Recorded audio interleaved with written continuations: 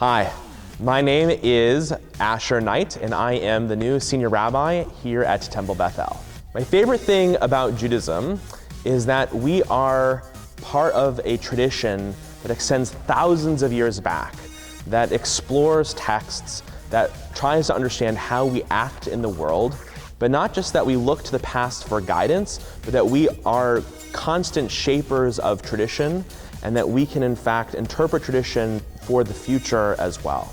And so we receive tradition, we interpret tradition, we live with our Jewish values in our daily world, and I love that connection to the past, to the present, and to the future. My favorite Jewish dish, there are a lot. I like challah French toast. Not necessarily a Jewish dish, but Jews have made French toast better.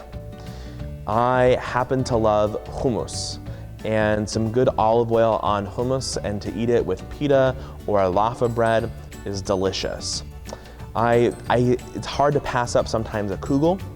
I love to eat a variety of Jewish dishes, like everything from schnitzel to which have become Jewish to actually even something as simple as apples and honey that always remind me when I eat apples and honey together of Rosh Hashanah, of a sweet new year, and I like kind of all of those things. There are very few Jewish dishes that I've had a hard time passing up. I'm equal opportunity when it comes to Jewish food. First, I've been to every state in the United States except for Alaska, so one of the places I want to go is in fact Alaska. I've been dying to do that.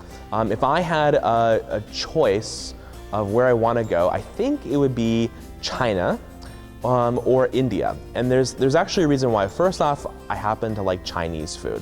And I also happen to like Indian food. So besides the food thing, that's cool. I think the cultures are really beautiful. But one of the things that's also really interesting that most people don't know is that there are Jewish communities in China and also India that have been there for thousands of years, at least over 1,000 years. And really interesting communities in China and India, and I'd be interested to kind of see how those communities have survived so long. Now, when I was interviewing for the job, this was not an issue. No one had any type of concern about the fact that I was a Denver Broncos fan.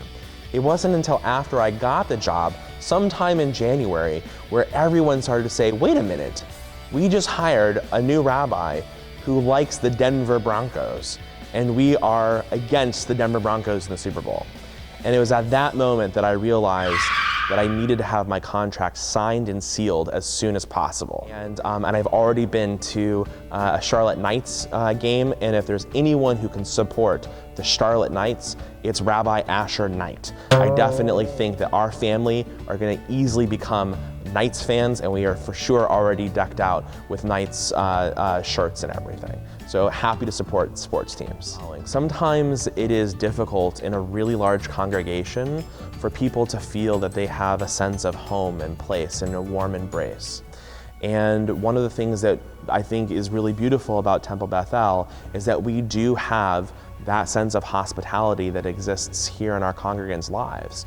And one of the challenges is, how do you come into a place of 3,000 plus members and feel at home and feel like you're finding your community, a community of people who see you for who you are, who love you for who you are, who understand you for who you are, who know what's going on in your lives, and you can see and love and know and appreciate other people for the good things that are happening in their lives and support them through the difficult things that are happening in their lives as well.